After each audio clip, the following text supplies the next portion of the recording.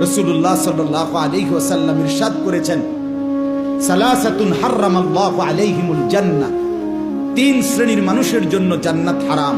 কয় শ্রেণী? আবার বলেন কি হারাম? জান্নাত।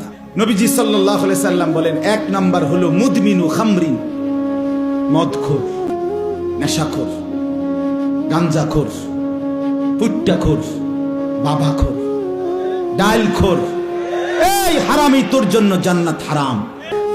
কোরআনুল কারীমের মধ্যে স্পষ্ট আছে, সূরা মায়েদার মধ্যে আল্লাহ তাআলা ইরশাদ করেছেন, ইয়া আইয়ুহাল্লাযীনা আমানু, হে ঈমানদারগণ, ইন্নামাল খামরু, নিশ্চয় মদ, ওয়াল মাইসির, জুয়া, ওয়াল আনসাব, মূর্তি পূজার বেদী, যেখানে মূর্তি পূজা করা হয়, ওয়াল আজলাম, ভাগ্য নির্ধারক তীর, রিজসুম মিন আমালিশ শাইতান, এগুলো একেবারে শয়তানের নিকৃষ্ট কাজ। ইস্তানিবুহু, আল্লাহ বলে এগুলো বান্দা ছেড়ে দাও। ইমানদার মুমিন, তুমি মুসলমানের বাচ্চা।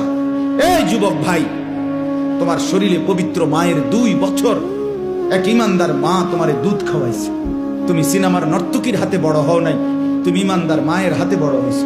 ফুটবল ক্রিকেটের খেলোয়াড় তোমার আব্বা না, এক ইমানদার মুসলমান তোমার বাপ। বলছে ফাজতানিবুহু, তোমরা একদম ত্যাগ করো, ছেড়ে দাও মদ জুয়া, লাআল্লাকুম তুফলিহুন, এতেই তোমরা সফল হবে, জান্নাতি হবে, কৃতকার্য হবে, কামিয়াব হবে।